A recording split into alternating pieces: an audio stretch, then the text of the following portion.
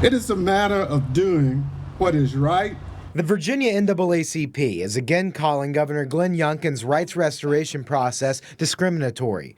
Virginia law gives the governor sole discretion to restore voting rights to felons once they complete their sentence, probation, and pay fines. The NAACP says Youngkin's case-by-case process lacks clarity on which applications are denied or accepted.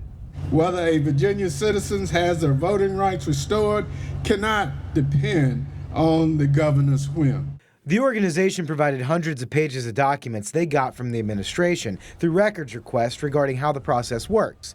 They include form applications and approval denial letters to returning citizens, but not criteria for how applications are judged. Previous administrations have been quite transparent. They've posted the requirements and the guidelines and criteria online. That doesn't exist under this administration, and that is really the core of the problem. The website restore.virginia.gov provides resources for returning citizens looking to have their rights restored. Youngkin, Secretary of the Commonwealth, who handles the reviews, sent this letter to the Virginia NAACP, and it was obtained by CBS 6. Kay Cole James writes the Virginia NAACP has failed to meet with her on several occasions to discuss this personally.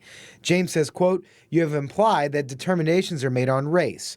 Nowhere in the application process is there a reference to race, religion, or ethnicity."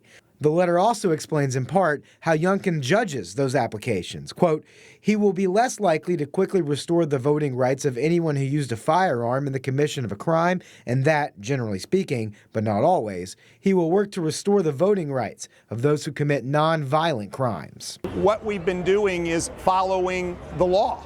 Youngkin spoke to us back in June about his team's rights restoration process, saying it follows Virginia law. When they're coming out of their correctional facility, they in fact are handed all of the material and sign an understanding that they just need to send it to us so that we can follow our constitutional responsibilities and restore their rights as appropriate. The Virginia NAACP says other governors streamlined the process, making things clearer for everyone.